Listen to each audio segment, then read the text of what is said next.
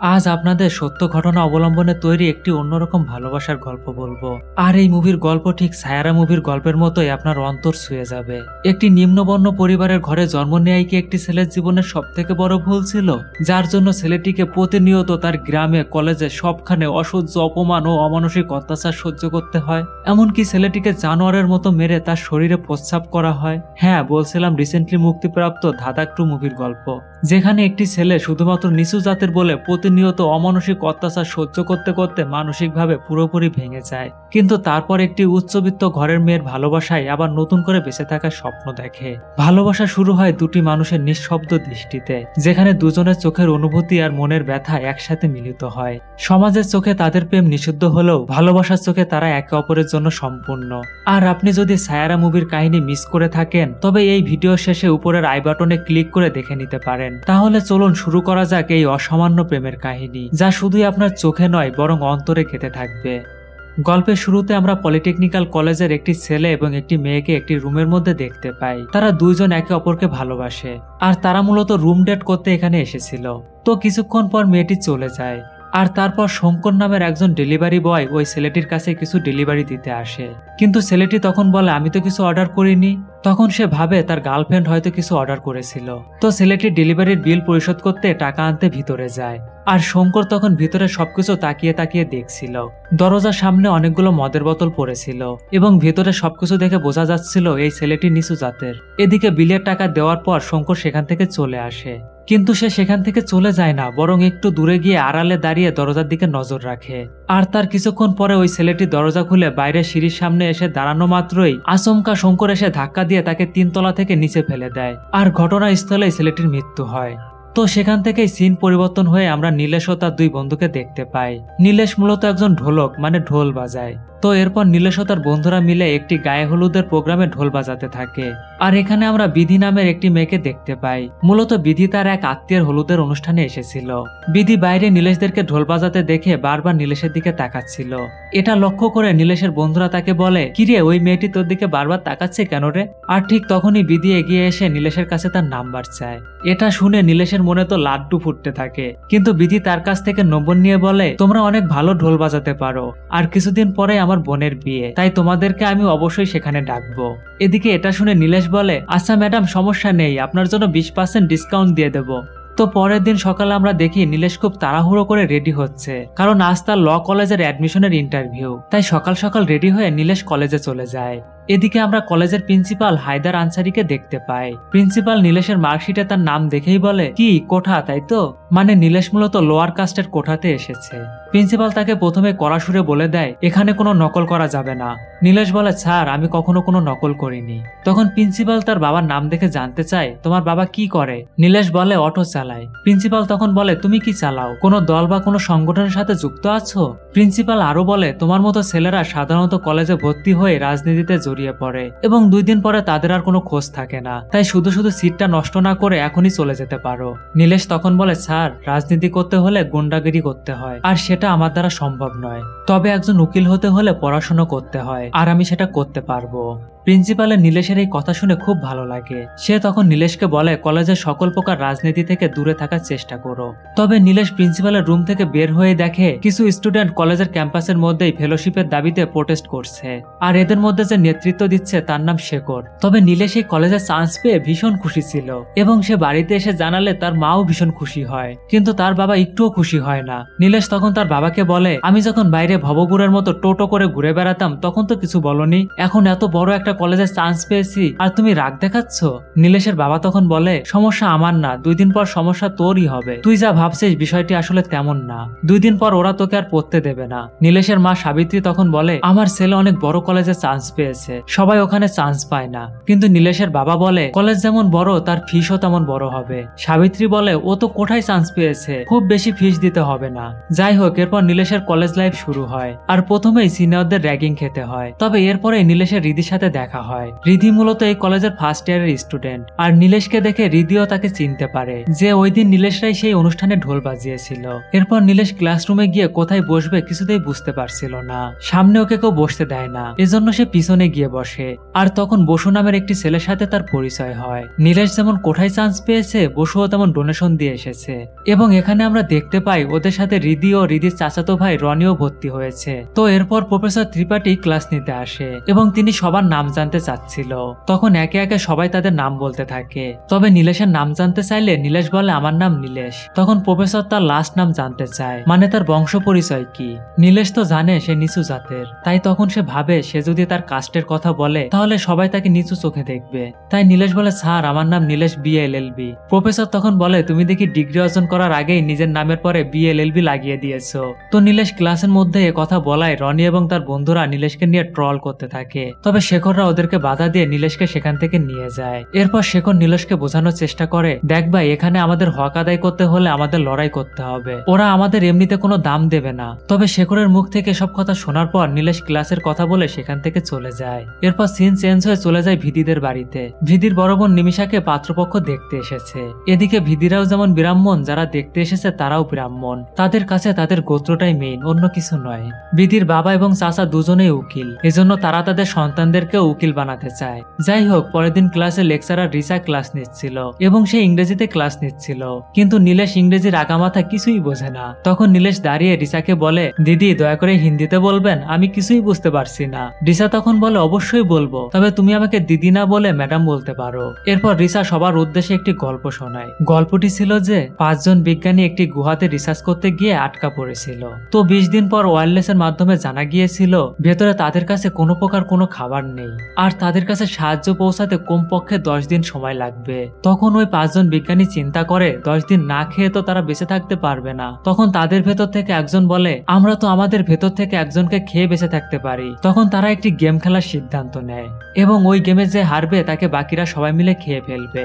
আর দুর্ভাগ্যবশত যে ব্যক্তিটি এই প্রস্তাবটি দিয়েছিল সেই ব্যক্তিটি গেমে হেরে যায়। তারপর বাকি 4 জন তাকে মেরে তার মাংস খেয়ে জীবন বাঁচায় এবং এই জন্যই ওই বাকি 4 জন বিজ্ঞানীদের বিরুদ্ধে মার্ডার কেস হয়। এখানে তোমাদের অ্যাসাইনমেন্ট হচ্ছে তাদেরকে আইন এবং নৈতিকতার দৃষ্টিকোণ থেকে দেখে এই 4 ব্যক্তি যেটা করেছিল সেটা কি ঠিক ছিল নাকি বেঠিক ছিল, যার যার দৃষ্টিকোণ থেকে ব্যাখ্যা করতে হবে। তো ভিডিওটির এই পর্যন্ত আপনাদের কাছে কেমন লাগছে? যদি ভালো লেগে থাকে তাহলে অবশ্যই লাইক, শেয়ার এবং সাবস্ক্রাইব করে বেল আইকনটি ক্লিক করতে কিন্তু ভুলবেন না। তাহলে চলুন বাকিটা দেখা যাক। ক্লাস শেষে নীলেশ বিধির কাছে জানতে চাচ্ছিল, এই অ্যাসাইনমেন্টটা কি আমি হিন্দিতে করে আনতে পারবো? বিধি তখন বলে, কেন পারবে না, অবশ্যই পারবে। নীলেশ তখন বলে, আমি একটু একটু ইংলিশ পারি। বিধি বলে, আর একটু শিখে নাও, তখন তুমি হাইকোর্ট বা সুপ্রিম কোর্টের উকিল হতে পারবে। নীলেশ বলে, যে কথা তুমি ইংলিশে বলছো সেটা আমি হিন্দিতে বলি, তাহলে পার্থক্য কোথায়? শুধু শুধু ইংরেজিকে হিরো বানিয়ে রাখা হয়েছে। এরপর নীলেশ বাড়িতে গিয়ে তার বস্তির লোকদের সাথেও ম্যাডামের বলা ওই গল্পটি শেয়ার করে। গল্প শোনার পর এক একজন এক এক ধরনের যুক্তি দিতে থাকে।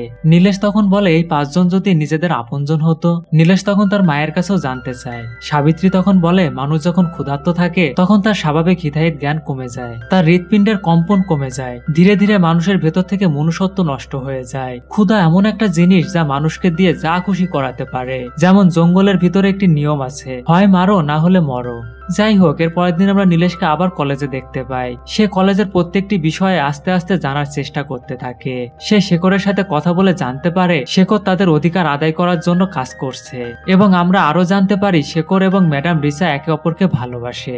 এরপর শেখররা ক্যাম্পাসে কোনো রকম ঝামেলা না করে আলোচনার মাধ্যমে সবকিছু সমাধান করার চেষ্টা করে। এদিকে নীলেশ এবং রিধির খুব ভালো বন্ধুত্ব হয়, আর এই বন্ধুত্ব ধীরে ধীরে একসময় ভালোবাসায় রূপ নেয়। ভিদির কথায় আমরা এটাও জানতে পারি ভিদির এর আগেও একটি ছেলের সাথে রিলেশন ছিল, কিন্তু ওই ছেলেটা ছিল একটু টক্সিক টাইপের, মানে সবসময় ভিদির উপরে নিজের কর্তৃত্ব দেখাতো, আর এই কারণেই বিধি তার সাথে ব্রেকআপ করেছে। তবে নীলেশের মধ্যে এমন কোনো স্বভাব নেই, আর এই জন্যই নীলেশকে বিধির এত পছন্দ। এরপর সিন চলে যায় রাতে, যেখানে আমরা শঙ্করকে দেখতে পাই। আসলে একটি বাড়ি থেকে শঙ্করকে ডাকা হয়েছিল।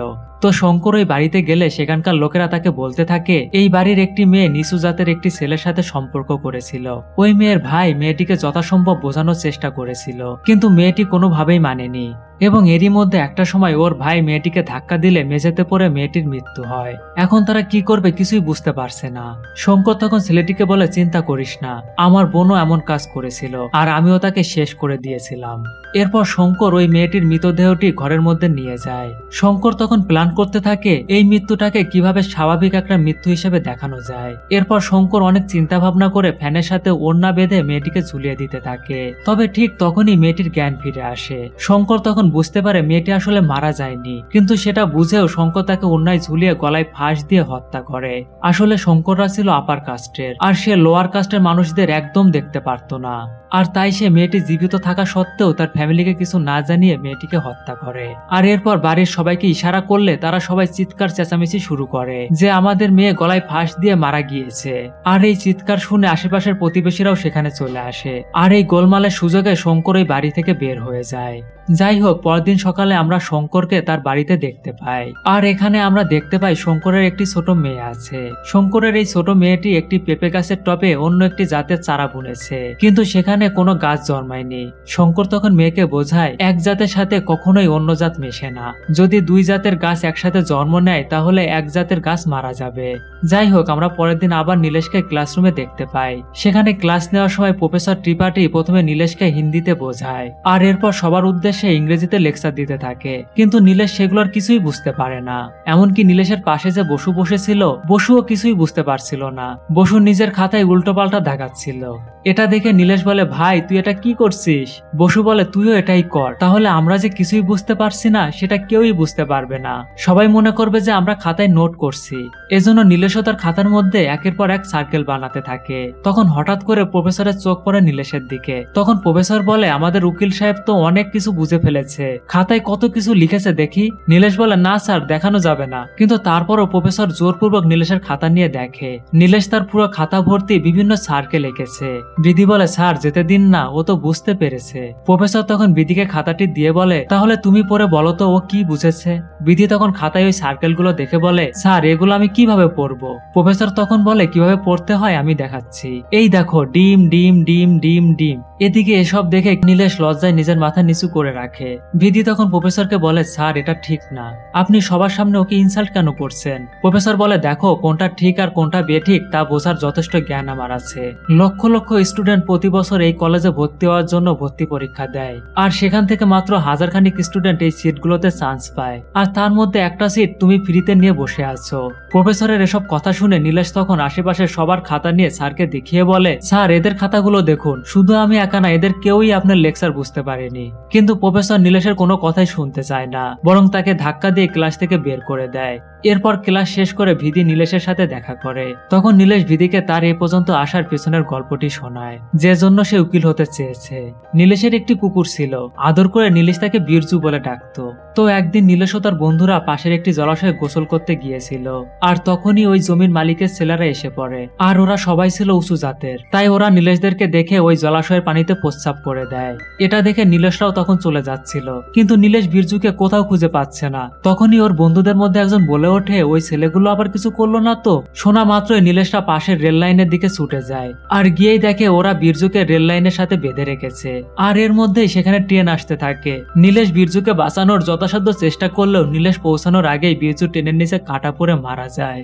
এরপর এই বিষয়টি নিয়ে নীলেশ কিছু বলতে গেলেই লোকাল থানার এসআই মিথ্যে একটি চুরির মামলায় নীলেশদেরকে ধরে নিয়ে যায়। সাবিত্রী তখন অনেক বাধা দেওয়ার চেষ্টা করে। সাবিত্রী তখন জানতে চায়, কোন তথ্য প্রমাণের ভিত্তিতে আপনারা আমার ছেলেকে অ্যারেস্ট করে নিয়ে যাচ্ছেন? কনস্টেবল তখন এসআইকে বলে, স্যার বস্তিতে এই মহিলার খুব দাপট। এবং এই কথা শোনা মাত্র এসআই সবার সামনেই নীলেশের মার গালে একটা চর মেরে বসে। এরপর সাবিত্রী তার সংস্থার সহযোগিতায় একজন অ্যাডভোকেট নিয়ে নীলেশদেরকে ছাড়িয়ে নিয়ে আসে। আর এই ঘটনার পরেই সাবিত্রী নীলেশকে বলে, তোকে একজন বড় উকিল হতে হবে। নীলেশ বলে, কি বলছো মা, উকিল হওয়া কি মুখের কথা? কত খরচ লাগে তুমি জানো? তার থেকে আমি একটি পলিটেকনিক্যালে ভর্তি হয়ে যাব, আর চাকরিও হয়ে যাবে, তখন আর কেউ তোমার গায়ে হাত তুলতে পারবে না। তখন সাবিত্রী বলে, আমরা নিচে নামতে নামতে এতটাই নিচে নেমে গিয়েছি যে উপরে উঠতেই ভুলে যাচ্ছি। তোর কি মনে হয় তুই চাকরি পেয়ে টাকা কামালেই সব বদলে যাবে? এটা চাকরির বিষয় না, এটা ক্ষমতার বিষয়। ওই দিন ওর মায়ের কথার জন্যই নীলেশ অ্যাডভোকেট হওয়ার স্বপ্ন নিয়ে এখানে পড়তে এসেছে। নীলেশের কথা শুনে বিধি বলে, আমি ভাবতাম আগে গ্রামে হয়তো এসব হতো। নীলেশ বলে যার সাথে এসব কখনো হয়নি তার কাছে এমনটা মনে হতে পারে। ভেবেছিলাম এত বড় কলেজে অ্যাডমিশন পেয়েছি, জীবনটা হয়তো বদলে যাবে। বিধি তখন বলে আরে এসব ছাড়ো না, এই প্রফেসর সবার সাথেই এমনটা করে। নীলেশ বলে সবার সাথে এমনটা করে না বিধি, সবাই বলে আমি নাকি ফ্রিতে সিট পেয়েছি, কিন্তু এই সিটের জন্য আমাকে যে কতটা মূল্য দিতে হয়েছে তা শুধু আমিই জানি। বিধি তখন বলে আচ্ছা তুমি ইংরেজিতে দুর্বল তাই না, আমি তোমাকে শেখাবো। এরপর বিধি আর নীলেশ একসাথে পড়াশোনা শুরু করে। বিধি যতটা সম্ভব নীলেশকে হেল্প করার চেষ্টা করতে থাকে, আর এইভাবে নীলেশ প্রথম এক্সামে ভালো রেজাল্টও করে। প্রফেসরও তখন তার ভুল বুঝতে পারে। এর মধ্যে আবার বিধির বড় বোন নিমিষার বিয়ে ঠিক হয়ে যায়। বিধির বাবা রনি তখন যাদের নিমন্ত্রণ করবে তাদের লিস্ট তৈরি করছিল। তখন বিধি নীলেশ আর বসুর জন্য 2টা কার্ড নিয়ে নেয়, কিন্তু তখন নীলেশ যে ছোট জাতের এই কথাটি জানাজানি হয়ে যায়, এবং এটা নিয়ে বিধি আর রনির মধ্যে বেশ তর্কাতর্কিও হয়। যাই হোক, পরের দিন বিধি কলেজে গিয়ে নীলেশকে ওই বিয়ের কার্ডটি দেয়। নীলেশ কার্ডটি খুলে পড়ার সময় বিধির মায়ের নামের পাশে লেট লেখা দেখে বুঝতে পারে বিধির মা আর বেঁচে নেই। বিধি তখন জানায় তার বয়স যখন মাত্র 8 বছর তখন তার মা ক্যান্সারে আক্রান্ত হয়ে মারা গিয়েছিল। এরপর থেকে তার বাবাই তাদের 2 বোনকে বড় করেছে। মায়ের কথা বলার সময় বিধি অনেক কান্না করতে থাকে, এবং একটা সময় সে তার ইমোশনকে কন্ট্রোল করতে না পেরে নীলেশকে কিস করে বসে। এরপর তারা ক্যাম্পাসে গিয়ে দেখে শেখররা একটা আন্দোলনের জন্য সবার কাছে সিগনেচার নিচ্ছে। ভিডিও সেখানে সিগনেচার দিয়ে দেয়, তবে নীলেশকে সিগনেচার করতে বললে নীলেশের তখন মনে পড়ে হেড প্রিন্সিপাল তাকে এসব থেকে দূরে থাকতে বলেছিল। তাই শেখররা তাকে 1000বার বোঝানোর পরেও নীলেশ সেখানে সিগনেচার করে না। এরপর সিন চলে যায় নিমিষার বিয়ের দিনে। বিধি নীলেশকে আগেই মেসেজ করে জানিয়ে দেয় তুমি আজ দেরি করো না, আজ তোমাকে বাবার সাথে পরিচয় করিয়ে দেব। এর জন্য নীলেশও তার বন্ধুদের থেকে ভালো পোশাক চেয়ে নিয়ে বিয়েতে আসার জন্য রেডি হতে থাকে। তবে তার মা বলে ওদের মতো মেয়েদের থেকে দূরে থাকিস বাবা। এরপর নীলেশ বিয়ের অনুষ্ঠানে আসে। বিধির সাথে তার দেখা হয়, কিন্তু যেহেতু বিধির বোনের বিয়ে তাই সে অনেক ব্যস্ত থাকে। তবে এর মাঝে ওদের দুজনের ইশারা ইঙ্গিতে কথা বলতে দেখে বিধির বাবা বিষয়টা বুঝতে পারে। তখন সে নীলেশকে আলাদা ডেকে নিয়ে নীলেশের পরিচয় জানতে চায়। তবে ঠিক এমন সময় রনি ও তার বন্ধুরা এসে নীলেশকে ইচ্ছা মতো পিটাতে থাকে। বিধির বাবাও তাদেরকে আটকানোর চেষ্টা করে, কিন্তু তারপর রনি নীলেশকে পিটিয়ে তার শরীরে প্রস্রাব করে দিয়ে যায়। এরপর বিধির বাবা নীলেশকে বোঝায় দেখো বাবা, ভিদির থেকে দূরে থাকো, নয়তো ওরা তোমাকে এবং ভিদিকে দুইজনকেই মেরে ফেলবে। তোমরা কলেজে একসাথে পড়ো, কিন্তু এর মানে তো এই নয় যে তোমরা সমান হয়ে গেছো। সমাজে আমাদের উঠা বসা বন্ধ হয়ে যাবে, তাই ভিদির কথা চিন্তা করে তুমি ওর থেকে দূরে সরে যাও। এরপর নীলেশ ভিদিকে কিছু না বলে কাঁদতে কাঁদতে বাড়ি চলে আসে, এবং তারপর থেকে নীলেশ তার ফোন বন্ধ করে রাখে, আর নীলেশ কলেজে যাওয়াও বন্ধ করে দেয়। অন্যদিকে কলেজ ক্যাম্পাসের ভেতরে আন্দোলন করার অপরাধে শেখরকে কলেজ থেকে বহিষ্কার করে দেওয়া হয়। এদিকে নীলেশের কোনো খোঁজ না পেয়ে ভিদি তাদের বাড়িতে চলে আসে। ভিদি তাকে বলে কি হয়েছে তোমার, তুমি কি আমাকে অ্যাভয়েড করছো? ভিদি তো ওই রাতের কথা কিছুই জানে না, তাই ভিদি ভাবছে নীলেশ হয়তো কোনো কারণে তাকে ছেড়ে দূরে সরে যাচ্ছে। তখন অবশ্য নীলেশ হৃদিকে বাস্তবতা বোঝানোর চেষ্টা করে। সে বলে কোথায় তুমি আর কোথায় আমি, আর আমাদের জাতেরও পার্থক্য রয়েছে। ভিদি বলে আমি এসব মানি না, আমি শুধু জানি আমরা একে অপরকে ভালোবাসি, আর আমার জন্য এটাই যথেষ্ট। কিন্তু নীলেশ জানে ভিদি যতই বলুক না কেন ভিদির পরিবার বা তার সমাজ কখনোই এটা মেনে নেবে না। তাই ভিদি 1000 বোঝানোর চেষ্টা করলেও নীলেশ তাকে ফিরিয়ে দেয়, আর ওই দিনের পর থেকেই তাদের দুজনের রাস্তা আলাদা হয়ে যায়। তবে এরপর কলেজের প্র্যাকটিক্যাল প্র্যাকটিসের সময় তারা দুজন আবার মুখোমুখি হয়, কিন্তু প্র্যাকটিসের সময়ও ভিদির মধ্যে ইমোশনটা কাজ করে। এদিকে জাজের ভূমিকায় ছিল রনি তার জায়গা থেকে বারবারই নীলেশকে থামিয়ে দিচ্ছিল। নীলেশ বিষয়টা বুঝতে পারে যে রনি ইচ্ছা করে তাকে বক্তব্য পেশ করতে দিচ্ছে না। এজন্য নীলেশ তার রাগ কন্ট্রোল করতে না পেরে এক ঘুষিতে রনির নাক ফাটিয়ে দেয়। আর এই খবর হেড প্রিন্সিপালের কানে পৌঁছানো মাত্রই সে প্রচন্ড রেগে যায়, কারণ এটা কোনো সাধারণ অপরাধ নয়। কোর্টের ট্রায়াল চলাকালীন সময় জর্জের গায়ে হাত তোলা হয়েছে, তাই প্রিন্সিপাল স্পষ্টভাবে বলে দেয় তোমার মতো স্টুডেন্টের ল কলেজের কোনো জায়গা নেই। নীলেশ প্রিন্সিপালকে যথাসাধ্য বোঝানোর চেষ্টা করে, তাকে অন্তত আর একটা সুযোগ দেওয়ার জন্য অনেক অনুরোধ করে। তখন প্রিন্সিপাল বলে আচ্ছা ঠিক আছে, তোমার বাবাকে ডেকে আনো, আমি কথা বলে দেখি কি করা যায়। ম্যাডাম রিসাও প্রিন্সিপালকে তার একটা সুযোগ দেওয়ার জন্য খুব অনুরোধ করে, কিন্তু এদিকে নীলেশ কিছুতেই তার বাবাকে ডাকতে পারে না। এজন্য সে ছাদে গিয়ে মন খারাপ করে শুয়েছিল। বাসু সেখানে এলে নীলেশ তাকে বলে প্রিন্সিপাল আমাকে কলেজ থেকে বের করে দেবে, আমার সব স্বপ্ন শেষ হয়ে গেল রে ভাই। বাসু তখন একটা প্ল্যান করে। বাসু নীলেশকে একটি সেলুনে নিয়ে যায় যেখানে শঙ্করও ছিল। বাসু জানায় শঙ্কর তাদের বাড়ির সকল ফার্নিচার বানিয়ে দিয়েছে, আর এই সেলুনের মালিকের নাম হচ্ছে বাবু। তো বাসু এই সেলুনের মালিক বাবুকে নীলেশের বাবা বানিয়ে প্রিন্সিপালের কাছে নিয়ে যায়। এরপর প্রিন্সিপাল যখনই এই ঘটনার কথা বলে যে ও কলেজের মধ্যে মারামারি করেছে, এই কথা শোনা মাত্রই বাবু নীলেশকে প্রিন্সিপালের সামনে ইচ্ছা মতো পিটাতে শুরু করে। এই অবস্থা দেখে একসময় প্রিন্সিপাল নিজেই বাবুকে থামিয়ে বাইরে পাঠিয়ে দেয়, আর সেই সাথে নীলেশকেও এইবারের মতো ক্ষমা করে দেয়। তো পরের দিন নীলেশ ক্যাম্পাসে ঢোকার সময় দেখে ক্যাম্পাসে শেখর বসে বসে আছে, কিন্তু তার আশেপাশে কেউ নেই। যাই হোক, এরপর সে ক্লাসে যায়। ক্লাসের অন্যরা তখন নীলেশকে নিয়ে হাসি ঠাট্টা করছিল। এই জন্য নীলেশ পিছে না বসে রনি যেখানে বসতো সেখানে বসে পড়ে। আর এরপর রনি আসে এবং সে নীলেশকে উঠতে বললে নীলেশ কিছুতেই সেখান থেকে উঠছিল না। এরপর এক পর্যায়ে রনি এবং তার বন্ধুরা নীলেশকে জোরপূর্বক সেখান থেকে উঠানোর চেষ্টা করে এবং এই বিষয় নিয়ে তাদের মধ্যে হাতাহাতি শুরু হয়ে যায়। তখন বিধি এসে ওদের দুইজনকেই থামিয়ে দেয়। রনি তখন বলে বিয়ের দিন তোকে ছেড়ে দেওয়াটাই ভুল হয়েছে। আর এটা শুনে তখন বিধিও বুঝতে পারে বিয়ের দিন তাহলে কিছু একটা হয়েছিল। যাই হোক, পরের দিন নিমিষা বিধি আর রনিকে তার বাড়িতে ডাকে। নিমিষা বিধিকে বোঝাচ্ছিল তোর জন্য আমাদের মান সম্মান নষ্ট হয়ে যাবে, ওই ছেলের সাথে তুই মেলামেশা বন্ধ করে দে। বিধি তখন বুঝতে পারে নিমিষা এই কারণেই তাকে এখানে ডেকেছে। এরপর সে রনিকে ডেকে জিজ্ঞাসা করে বিয়ের রাতে তোরা ওর সাথে কি করেছিলি। এদিকে নিমিষা শ্বশুরবাড়ির লোকেরা পাশেই নাস্তা করছিল, এজন্য নিমিষা বিধিকে থামানোর চেষ্টা করে, কিন্তু তাতেও বিধি থামে না। নিমিষা তখন একসময় বলে বসে বাবা তোকে একটু বেশি স্বাধীনতা দিয়ে ফেলেছে। এদিকে তখন নিমিষার স্বামী সেখানে এসে পড়ায় তারা টপিকটা চেঞ্জ করে ফেলে। এরপর ওই রাতেই রনি দুজন লোক নিয়ে নীলেশকে মারতে চেষ্টা করে, তবে শঙ্কর সেদিক দিয়ে যাওয়ার সময় তাদেরকে দেখতে পেয়ে নীলেশকে বাঁচায়।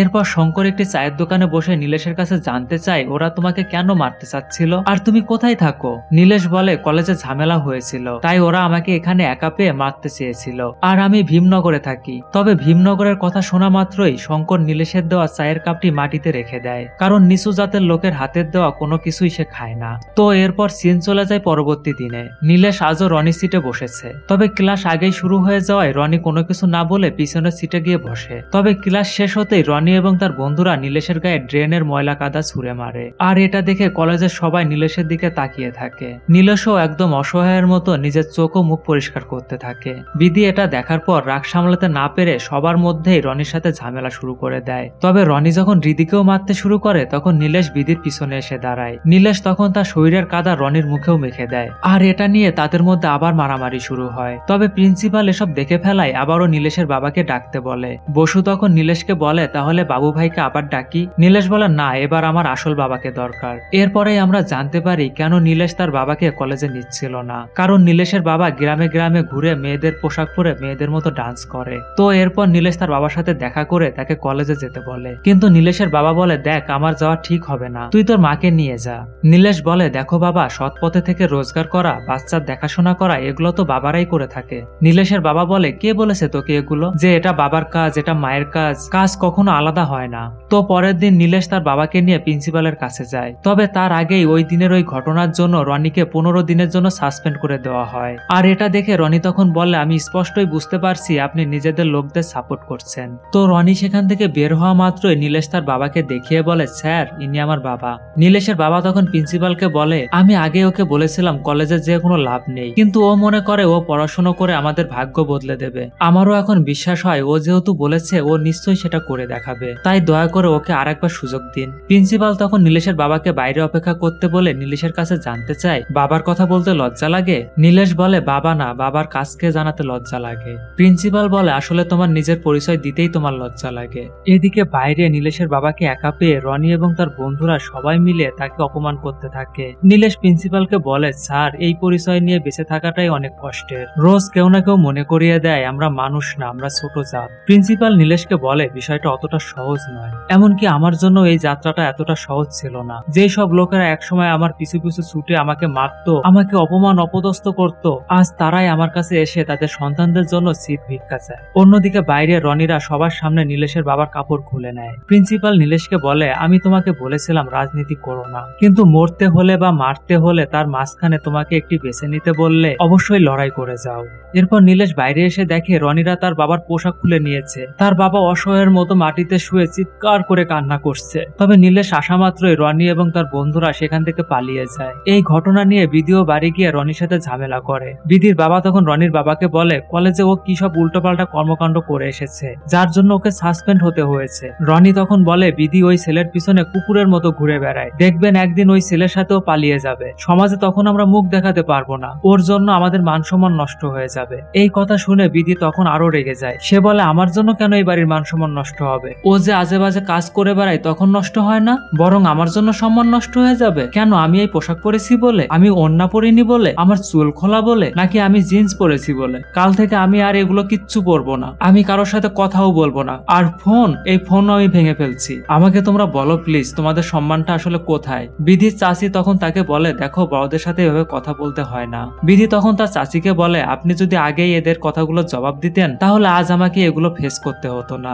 আর এই কথাগুলো বলেই বিধি সেখান থেকে চলে যায়। এরপর রনির বাবা বিধির বাবাকে বোঝায়, দেখুন ভাইয়া, এমন ঘটনা ঘটলে সমাজে আমরা মুখ দেখাতে পারবো না। না কেউ আমাদের বাড়িতে মেয়ে দেবে আর না কেউ আমাদের মেয়েকে নেবে। আমাদের মেয়েকে তো আর আমরা নিজেরা মারতে পারি না, কিন্তু ওই ছেলেটাকে তো মারতে পারি। এই কথা বলে রনির বাবা নীলেশকে মারার প্ল্যান করে। নীলেশ পরবর্তী দিন কলেজে ফিরে যায় আর সেখানে সে শেখরের খোঁজ করে, কিন্তু সে জানতে পারে শেখর এখানে আসেনি। এরপর সে যখন শেখরের হোস্টেলে তার রুমে যায় তখন তার ঝুলন্ত মরদেহটি দেখতে পায়। শেখরও যুদ্ধ করতে করতে একসময় পরাজিত হয়ে নিজেই নিজের জীবনটাই দিয়ে দিয়েছে। এরপর নীলেশ রিদির সাথে দেখা করে এবং রিদিকে বলে, আমি বীরজুকে বাঁচাতে পারিনি, শেখর ভাইকেও বাঁচাতে পারলাম না, তোমাকেও হয়তো বাঁচাতে পারবো না। তুমি তো আমাকে সত্যি ভালোবাসো তাই না? তাহলে আমার থেকে দূরে থাকো। রিদি বলে, কেন তুমি নিজের সাথে লড়ছো, আর কেনই বা তুমি আমাকে নিজের থেকে দূরে রাখছো? নীলেশ বলে, আমাদের আলাদা হতেই হবে। তোমার কি মনে হয় শেখর ভাই আত্মহত্যা করেছে? না, তাকে মার্ডার করা হয়েছে। এই সমাজের প্রত্যেকটি লোকেরা মিলে তাকে মার্ডার করেছে। নীলেশ বলে, তুমি অনেক ভাগ্যবতী বিধি, তোমার যেটা মনে হয় তুমি বলে দিতে পারো, কিন্তু আমার ফিলিংস, আমার মনের কথা বলার আগে আমাকে শতবার ভাবতে হয়। তুমি যেমনটা মনে করছো আমার সাথে থাকাটা অতটা সহজ নয়। রিদি বলে, এটা তোমার মনের ভুল নীলেশ,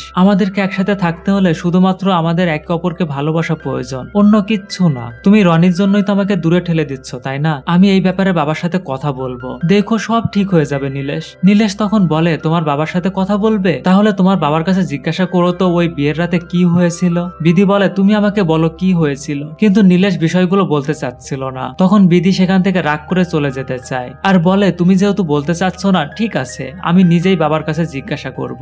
একথা বলেই বিধি সেখান থেকে চলে যায়। এরপর নীলেশ যখন রাস্তা দিয়ে ফিরছিল তখন তার সামনেই হঠাৎ শঙ্কর বাইক নিয়ে পড়ে যায়। আর শঙ্কর যেহেতু নীলেশকে এর আগে একবার বাঁচিয়েছিল, এর জন্য নীলেশ শঙ্করকে তার বাড়িতে ড্রপ করে দিতে যাচ্ছিল। কিন্তু রেলওয়ে ব্রিজের কাছে যেতেই শঙ্কর নীলেশকে মারতে শুরু করে, এমনকি মারতে মারতে তাকে রেল লাইনে নিয়ে যায়, কারণ রনি এবং তার বাবা শঙ্করকে নীলেশের খুনের কন্ট্রাক্ট দিয়েছে। যাই হোক, এরপর শঙ্কর নীলেশকে রেল লাইনের উপরে শুয়ে তার মুখে মদ ঢেলে দেয় এবং মদের বোতলটি তার পকেটে রেখে দেয়, যাতে মৃত্যুর পর সবাই মনে করে মাতাল অবস্থায় সে ট্রেনের নিচে কাটা পড়েছে। এরপর শঙ্কর পাশে বসেই ট্রেনের জন্য অপেক্ষা করছিল এবং ট্রেনও আসতে থাকে। ঠিক তখনই নীলেশের কল্পনায় বীরজু আসে আর বীরজু এসে নীলেশের মুখ চাটতে শুরু করে। আর এগুলো কল্পনা করতে করতে একসময় নীলেশের জ্ঞান ফিরে আসে আর নীলেশ রেল লাইন থেকে সরে সেখান থেকে পালানোর চেষ্টা করে, কিন্তু শঙ্কর নীলেশের পিছু করে ওই ব্রিজের নিচে চলে যায়। আর এরপর নীলেশ এবং শঙ্করের মধ্যে আবার বেশ কিছুক্ষণ ফাইট হয়। তবে একসময় নীলেশ শঙ্করকে মারতেই যাচ্ছিল, ঠিক তখনই খবর নিতে রনি সেখানে এসে পড়ে। আর রনিকে দেখা মাত্রই নীলেশ বুঝতে পারে রনি তাকে মারার কন্ট্রাক্ট দিয়েছে।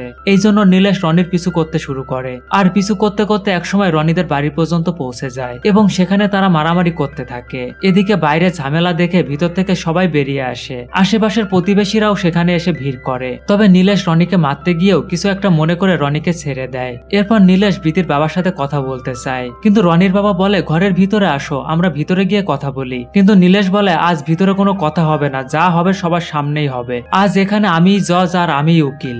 নীলেশ সবার সামনে বিতির বাবাকে বলে, ওই দিন বিয়েতে আমি এসেছিলাম কারণ আমাকে বিয়ের দাওয়াত দেওয়া হয়েছিল, আর আপনারা ডেকে এনে আমার সাথে কি করলেন, কত ভালো সমাদর করলেন তাই না? নীলেশ তখন বিধিকে ওই রাতে সমস্ত ঘটনা খুলে বলে। নীলেশ আরো বলে, ওই রাতে এত কিছু করলেন তাতেও আপনাদের মন ভরেনি? শেষ পর্যন্ত আমাকে মারতে গোন্ডা কন্টাক্ট করেছেন, আমার উপরে ময়লা ফেলেছেন, আমার বাপের কাপড় খুলে নিয়েছেন, এমনকি আপনারা আমার জীবনটাও নেওয়ার জন্য লোক পাঠিয়েছিলেন।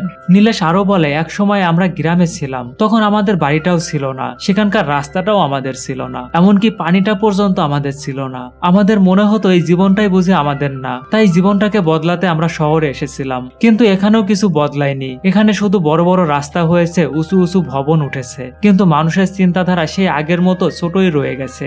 আমরা আসলে ভুলেই গিয়েছিলাম আমরা হয়তো আমাদের অবস্থান পরিবর্তন করতে পারবো, কিন্তু আমাদের জাত কখনোই পরিবর্তন করতে পারবো না। এখন বুঝতে পেরেছি টাকাটা আসলে বিষয় নয়, আসল বিষয় হচ্ছে ক্ষমতা। আর এজন্যই আমি পড়াশোনা করেছি, অনেক কষ্ট করে আমি ল কলেজে অ্যাডমিশন নিয়েছি। আমি একজন উকিল হতে চেয়েছিলাম, আমি আমার স্বপ্নকেই বাস্তব বাস্তবায়ন করার চেষ্টা করেছিলাম, কিন্তু আপনি তো আমার কাছ থেকে সেই স্বপ্নকেই কেড়ে নিয়েছেন। আপনাদের মনে হয় আমরা আবর্জনা আর আপনারা পরিষ্কার, কিন্তু সমাজের আসল আবর্জনা তো আপনারাই, যারা মানুষকে মানুষ বলে মনে করে না। আশেপাশের সবাই নীরব হয়ে সবকিছু শুনছিল। এদিকে বিধির বাবাও বিধির কাছে ক্ষমা চাচ্ছিল। আর ঠিক তখনই রনির বাবা বন্দুক নিয়ে নীলেশকে মারতে আসছিল। আর এটা দেখে বিধি জোরে চিৎকার করে ওঠে এবং সে সবার সামনে নীলেশকে জড়িয়ে ধরে। অন্যদিকে শঙ্করকে দেখা যায় এই প্রথম ব্যর্থ হয়ে রেল লাইনে গিয়ে ট্রেনের নিচে মাথা দিয়ে নিজের জীবনটাই দিয়ে দেয়। আর এখান থেকে সিন চলে যায় কলেজের পরীক্ষার দিন। নীলেশ পরীক্ষা দিচ্ছিল, কিন্তু হঠাৎ তার কলমের কালি শেষ হয়ে যায়। আর ঠিক তখনই রনি পাশ থেকে নীলেশকে একটি কলম এগিয়ে দেয়। আর এর মাধ্যমে আমরা বুঝতে পারি তাদের মাঝে যে সমস্যাটা ছিল সেটা ঠিক হয়ে গেছে। আর এখানেই এই মুভিটা শেষ হয়ে যায়। তবে এই মুভি থেকে আমরা শিখতে পারি ভালোবাসার চোখে ছোট জাত বড় জাত বলে কিছু নেই, সব মানুষই সমান। সমাজের ভেদাভেদ আর কুসংস্কার যতই শক্তিশালী হোক না কেন, সত্যিকারের ভালোবাসা সব বাধা ভেঙে দেয়। আর ঘৃণা নয়, বরং ভালোবাসা আর সমতার মাঝেই প্রকৃত শান্তি। তো সম্পূর্ণ ভিডিওটি যদি আপনার ভালো লেগে থাকে তাহলে অবশ্যই লাইক, কমেন্ট এবং সাবস্ক্রাইব করে বেল আইকনটি ক্লিক করতে কিন্তু ভুলবেন না। আর সায়ারা মুভির ভিডিওটি যদি দেখতে চান তাহলে উপরে থাকা আই বাটনে ক্লিক করে দেখে নিতে পারেন। আশা করি সবাই ভালো থাকবেন। Take care.